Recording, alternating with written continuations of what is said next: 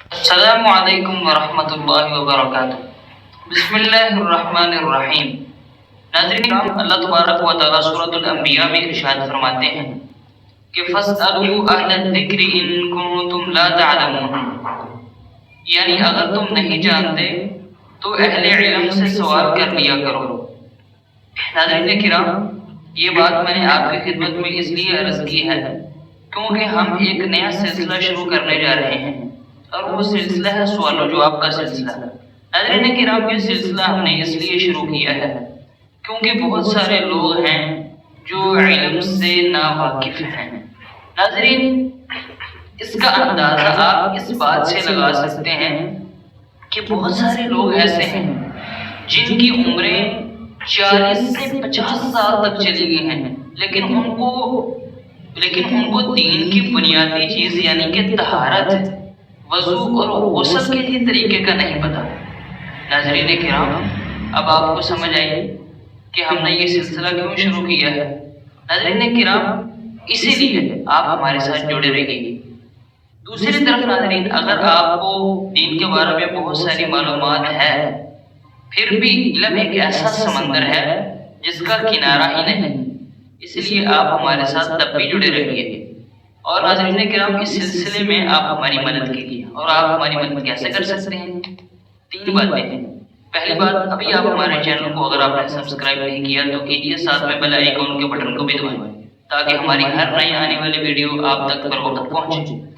ناظرین کرام، سب سے پہلا کام تو یہ ہے کہ آپ نے چینل کو سبسکرائب کر کے بیل آئیکن کو دبا کے جب بھی ہماری نئی آنے والی ویڈیو آئے سوال و جواب کے سلسلے میں، تو آپ نے ہماری ویڈیو دیکھی۔ دوسرا کام، اس کے مطابق عمل کرنا ہے۔ تیسرا کام، اس کو لوگوں کے ساتھ شیئر کرنا ہے۔ آپ نے جتنا شیئر ہو سکتا ہے اتنا آپ نے کرنا ہے۔ ناظرین کرام، تو چلتے ہیں سوال کی طرف۔ ناظرین کرام، سوال یہ ہے کہ جمعے کی کل رکعات کی تعداد کتنی ہے؟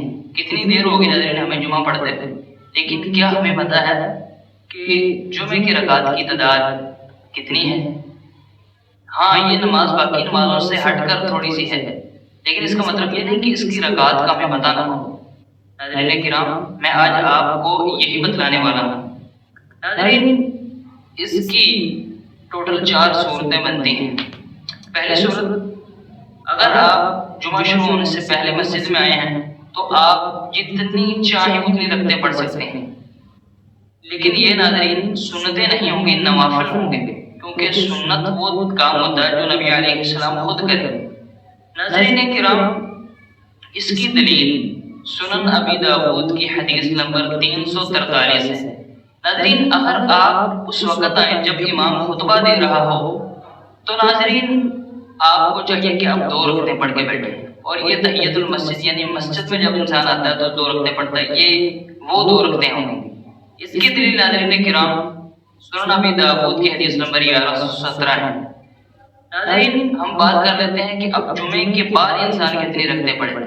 ناظرین، جمعے کے بعد آپ اگر مسجد میں جو ہے وہ سنتیں ادا کرتے ہیں یا آپ رکعتیں پڑھتے ہیں تو آپ ناظرین کرام آپ 4 رکعات پڑھیں گے، اور اس کی دلیل صحیح مسلم کی حدیث نمبر 2036 ہے۔